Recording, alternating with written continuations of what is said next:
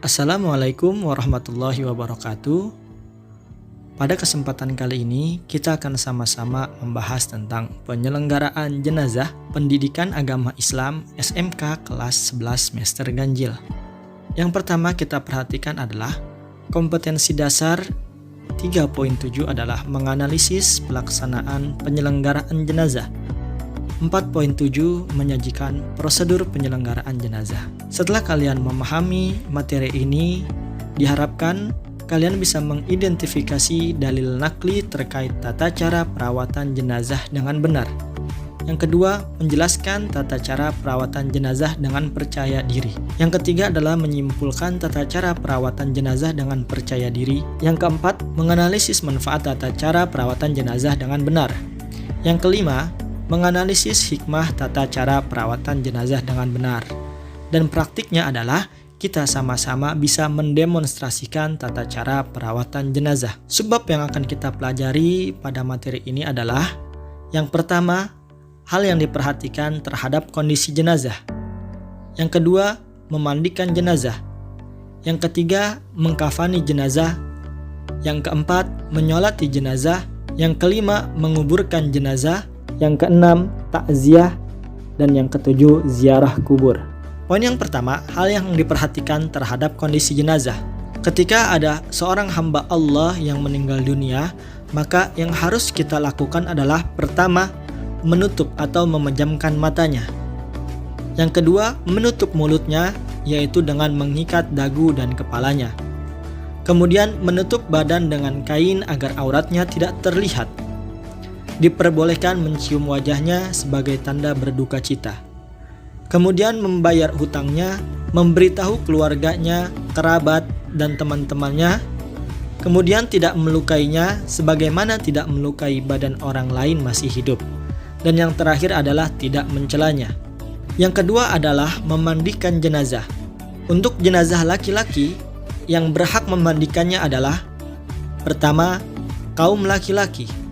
Kedua, boleh wanita asal istrinya. Dan yang ketiga, jika tidak ada laki-laki atau istrinya, maka jenazah boleh ditayamumkan. Kemudian untuk jenazah perempuan, yang pertama, kaum perempuan itu sendiri. Yang kedua, boleh laki-laki asal suaminya. Dan yang ketiga, jika tidak ada perempuan atau suaminya, maka jenazah boleh ditayamumkan. Untuk jenazah anak-anak, maka diperbolehkan bagi kaum laki-laki dan kaum perempuan untuk memandikannya. Dilanjut dengan syarat-syarat jenazah yang dimandikan. Yang pertama adalah orang Islam. Yang kedua, tubuhnya masih ada walaupun hanya sebagian yang ditemukan, misalnya karena kecelakaan. Yang ketiga, tidak mati syahid.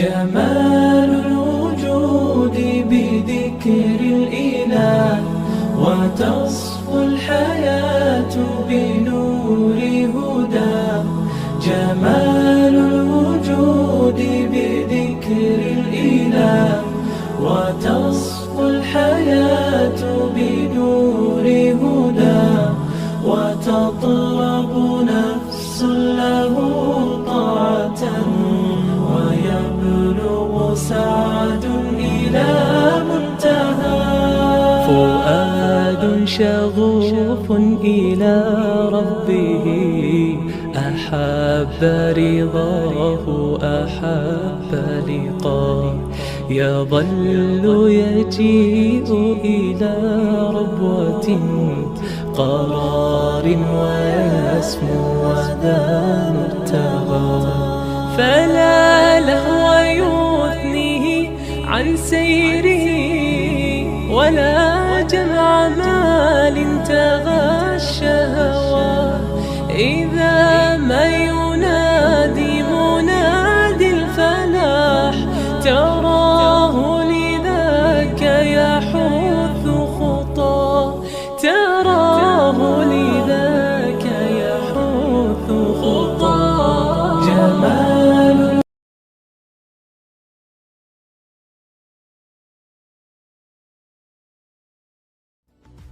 Kemudian, tata cara memandikan jenazah.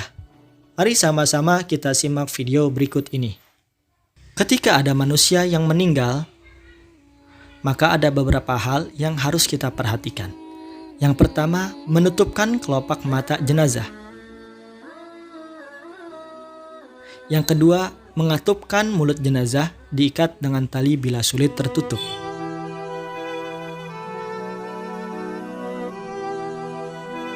Yang ketiga, menutup tubuh jenazah. Setelah itu, ada persiapan memandikan jenazah. Yang pertama, melepas pakaian jenazah. Dan jenazah tidak perlu disedekapkan.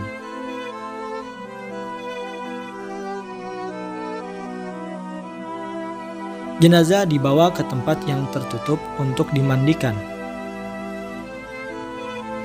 Jika jenazah masih lemas, baju dibuka seperti biasa.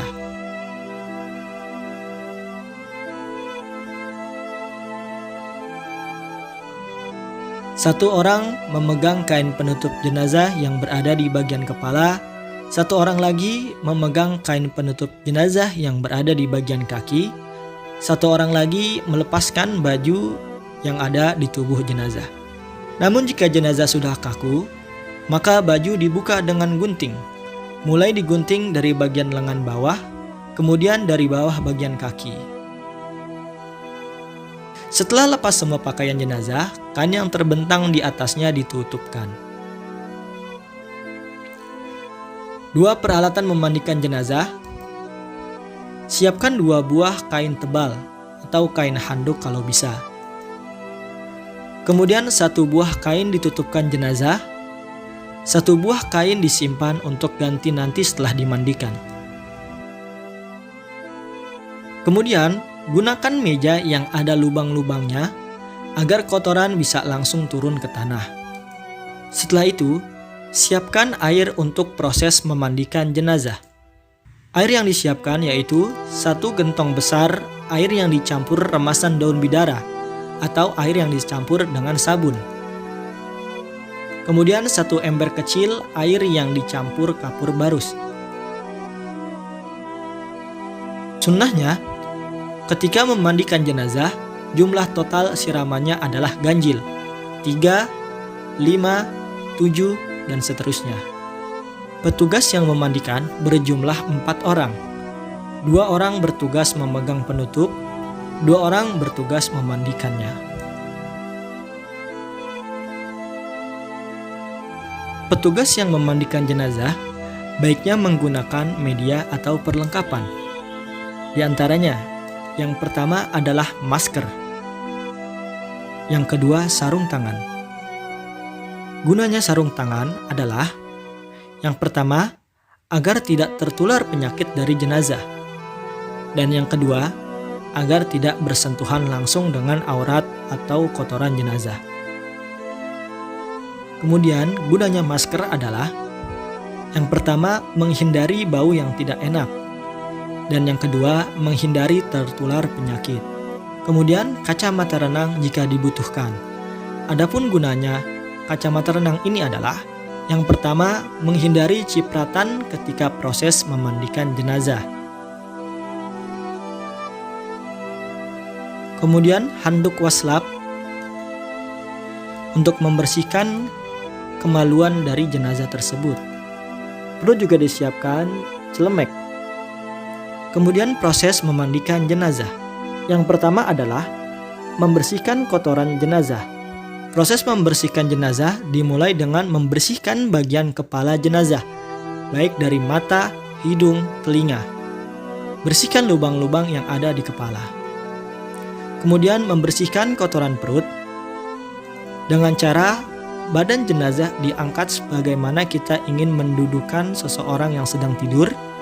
Kemudian dengan mengurut dari dada sampai perut bagian bawah, sehingga kotoran yang ada di dalam perut bisa keluar.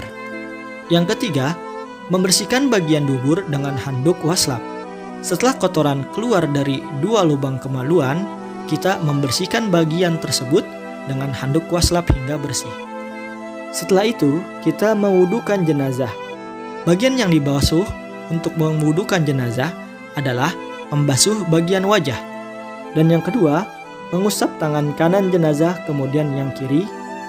Yang ketiga, mengusap kepala jenazah, kemudian mengusap kaki jenazah atau yang biasa kita sebut dengan rukun-rukun wudhu. Dimulai dengan yang kanan kemudian yang kiri. Dengan cukup 1 kali basuhan saja. Yang ketiga adalah memandikan jenazah. Memandikan jenazah dimulai dengan menyiram bagian kepala, siraman sudah mulai dihitung. Setelah tubuh jenazah sudah basah, kemudian disabun dan dikeramasi.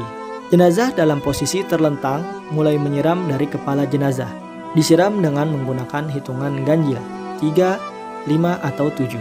Kemudian, tubuh jenazah dimiringkan ke kanan, disiram kemudian disabuni dan digosok. Tiap siraman dihitung 1. Kemudian, tubuh jenazah dimiringkan ke kiri, disiram kemudian disabuni dan digosok. Tiap siraman dihitung 1. Setelah selesai, kemudian dibilas semua. Tiap siraman dihitung sampai bilasan terakhir. Dan dibilas sampai bersih, kemudian bilasan terakhir dengan air kapur barus. Kemudian, handuk atau kain yang terbentang di atas jenazah ditutupkan dan dihandukkan ke tubuh jenazah. Setelah dirasa sudah cukup, ambil kain atau handuk yang sudah disiapkan sebelumnya dan dibentangkan di atas jenazah. Handuk yang basah kemudian diambil dan jenazah ditutupi dengan kain atau handuk kering yang membentang di atasnya. Yang ketiga adalah mengkafani jenazah.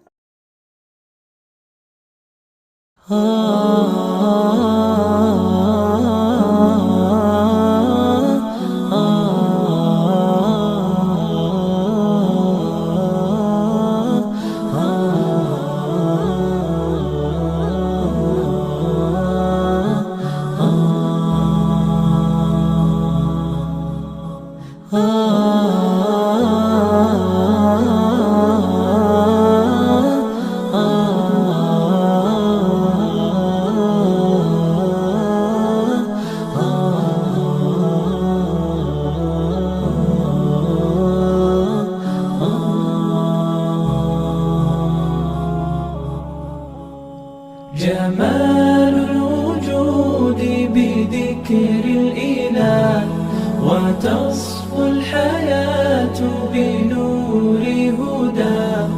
جمال الوجود بذكر الإله وتصفو الحياة بنور هدى. وتطلب نفس له طاعة ويبلغ سعد إلى منتهى. فؤاد شغوف إلى ربه أحب رضاه أحب لقاه. يظل يجيء إلى ربوة قرار ويسمو وذا مرتغى. فلا لهو يثنيه عن سيره ولا جمع مال تغى الشهوات. إذا ما ينادي منادي الفلاح تراه لذاك يا. Tata cara mengkafani jenazah. Yang pertama, hamparkan kain sehelai demi sehelai. Yang kedua, taburkan wangi-wangian di atas kepala dan di setiap helainya. Yang ketiga, letakkan jenazah di atas kain kafan dengan pelan-pelan. Yang keempat, letakkan tangan kanan di atas tangan kiri jenazah. Dan yang kelima, ikatlah dengan kuat sebanyak 7 ikatan. Syarat-syarat mengkafani jenazah. Laki-laki dikafani dengan 3 lapis kafan, sedangkan perempuan 5 lapis. Kemudian orang yang meninggal dalam ihram baik haji maupun umroh tidak boleh diberi pengharum dan tutup kepala. Kain kafan hendaknya bersih dan kering serta berbau minyak wangi. Dan kain kafan harus dalam keadaan baik tetapi tidak boleh berlebihan, tidak dari jenis yang mahal dan mewah. Berikut ini tata cara pengkafanan jenazah. Alat-alat yang harus dipersiapkan. 1. Kain kafan. 3 helai kain untuk jenazah laki-laki dan 5 helai kain untuk jenazah perempuan. Ukur kain kafan berdasarkan lebar tubuhnya. Lebar 30 cm, kain kafan selebar 90 cm.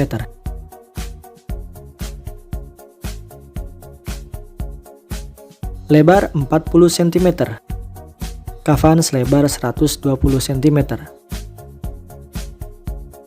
Lebar tubuh jenazah dikalikan 3. Ukur kain kafan panjang tubuh. Panjang jenazah 180 cm. Kain kafan dilebihkan 60 cm untuk di atas dan untuk di bawah. Lebar jenazah ditambah sepertiganya. Alat-alat yang harus dipersiapkan. Yang pertama, kain kafan. Gunting kain kafan secukupnya untuk tali pengikat jenazah. Tali pengikat jenazah yang digunakan harus ganjil, seperti 7 misalnya. Yang kedua adalah kapas. Yang ketiga, minyak wangi cendana, atau sudah biasa disiapkan oleh penyedia perlengkapan kematian. Yang keempat, pengukur meteran. 5. Perlengkapan jenazah. Bagi jenazah laki-laki, yang digunakan adalah baju jenazah, pengikat kepala, dan cawat yang akan digunakan untuk menutup dubur dan kubul. Dan bagi jenazah perempuan, disediakan baju, kerudung, dan cawat. Yang keenam, kapur barus untuk ditaburkan di setiap helainya. Hal yang harus dilakukan dalam mengkafani. 1. Mengoleskan minyak wangi pada jenazah.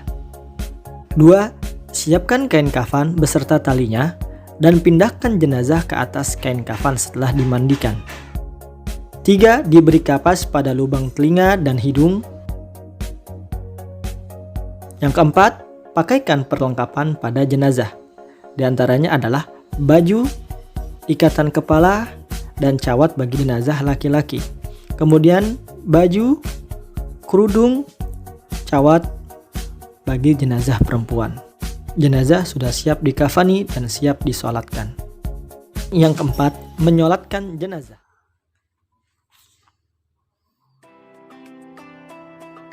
Menyolatkan jenazah.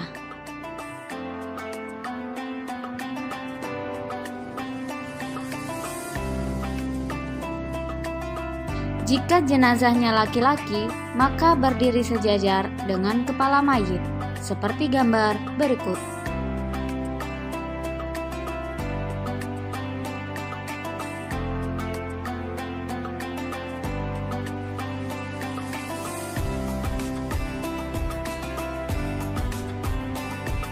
Jika jenazahnya wanita, maka berdiri sejajar dengan perut mayit, seperti gambar berikut.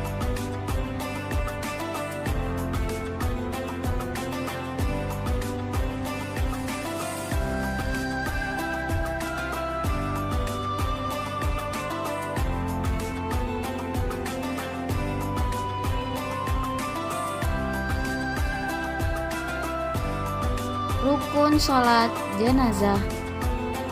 1. Niat.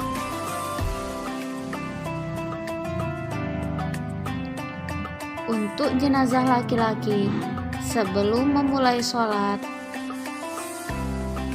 membaca niat seperti berikut.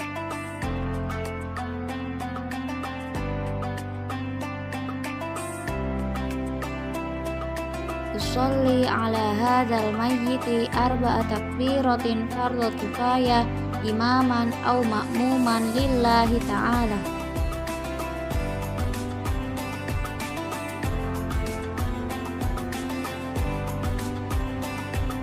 Sedangkan untuk jenazah perempuan, niatnya sebagai berikut. Usolli ala hadhil mayyiti arba'a takbiratin fardhu kifayah au imaman aw ma'muman lillahi ta'ala.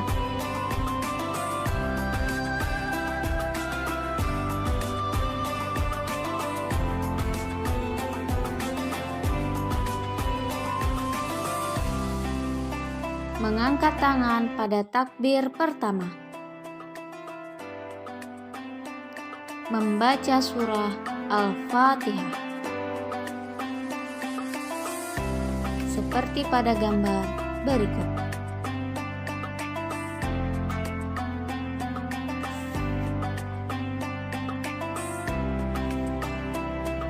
Tiga.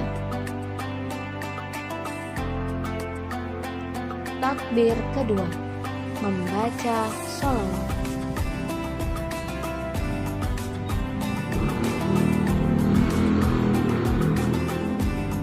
Allahumma sholli ala Muhammad wa ala ali Muhammad kama shallaita ala Ibrahim wa ala ali Ibrahim innaka Hamidum Majid. 4. Takbir ketiga untuk jenazah laki-laki.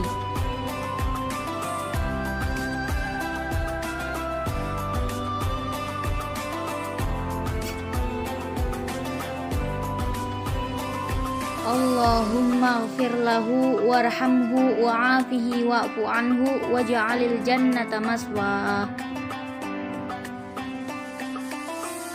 Seperti gambar berikut.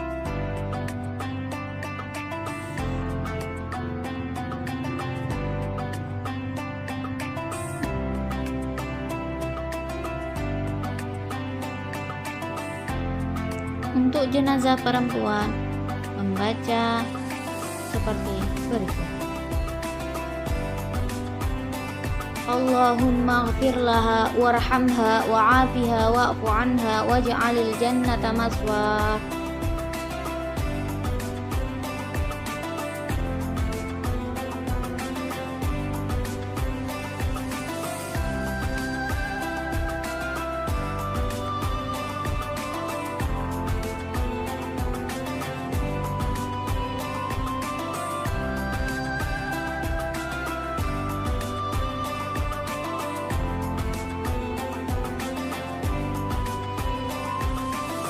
Lima. Takbir keempat untuk jenazah laki-laki, membaca sebagai berikut. Allahumma la tahrimna ajrahu wa la taftinna ba'dahu waghfir lana wa lahu.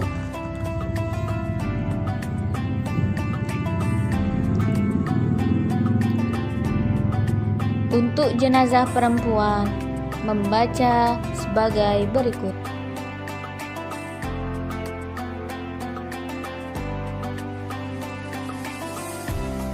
Allahumma la tahrimna ajraha wa la taftinna ba'daha waghfir lana wa laha.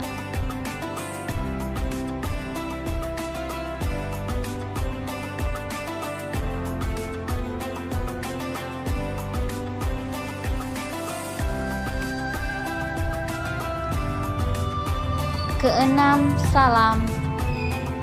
Ketujuh, mendoakan. Tata cara mensolatkan jenazah. Tata cara mensolatkan jenazah. Rukun solat jenazah. Pertama, niat solat jenazah. Yang kedua, takbir sebanyak 4 kali. Kemudian membaca surah Al-Fatihah setelah takbiratul ihram. Membaca sholawat Nabi sesudah takbir kedua. Mendoakan jenazah sesudah takbir ketiga dan keempat. Dan yang terakhir, salam. Yang kelima adalah menguburkan jenazah. Tata cara menguburkan jenazah.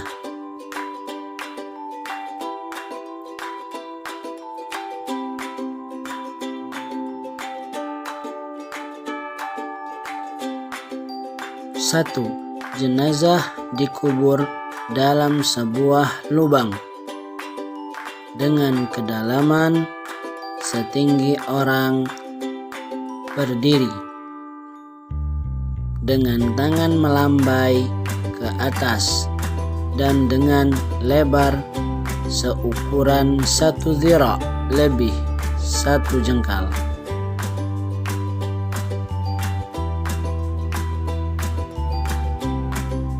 Seperti yang digambarkan pada gambar.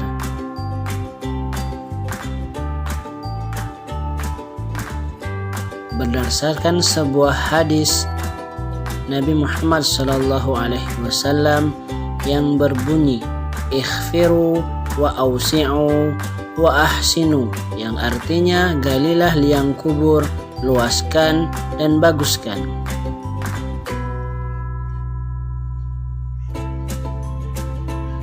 Dua, wajib memiringkan jenazah ke sebelah kanan dan menghadapkannya ke arah kiblat seperti yang digambarkan pada gambar.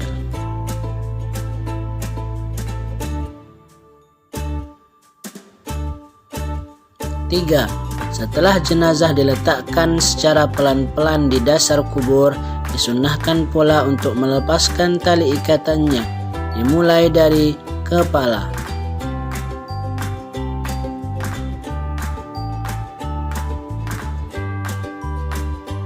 Seperti yang digambarkan serta dicontohkan pada gambar.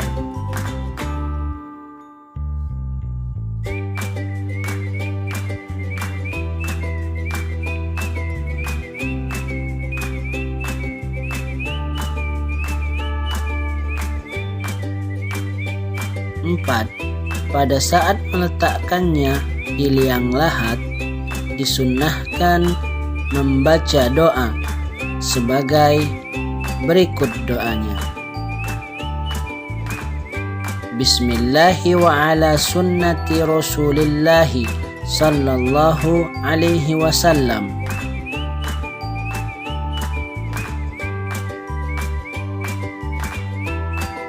Kelima, jenazah diletakkan di lubang tersebut, kemudian ditutup dengan menggunakan batu pipih agar tanahnya tidak runtuh mengenai jenazah.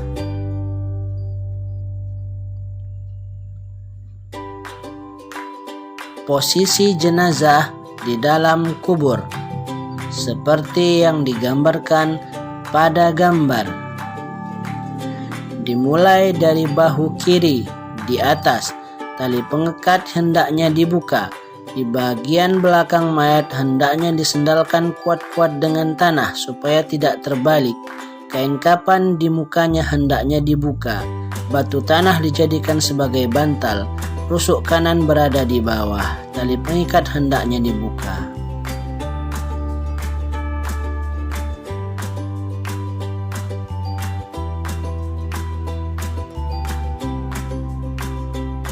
Perjalanan kita manusia adalah yang digambarkan seperti pada gambar berikut.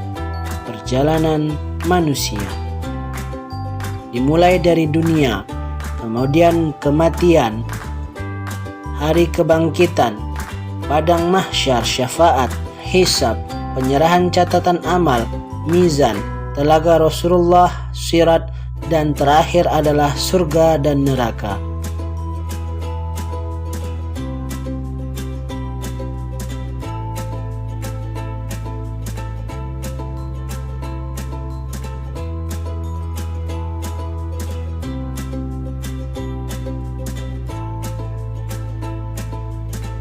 Serta perjalanan kita masih panjang.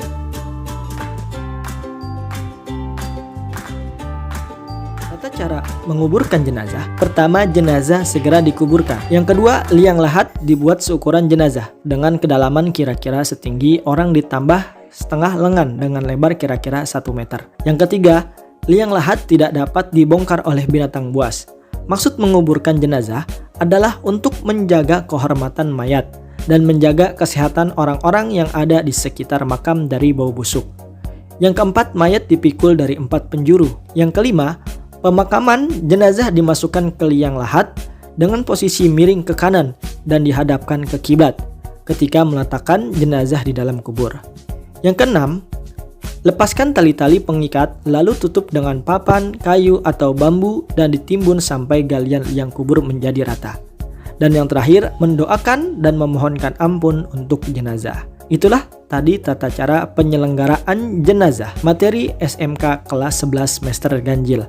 Wassalamualaikum warahmatullahi wabarakatuh. Ayyul hadi bi ajal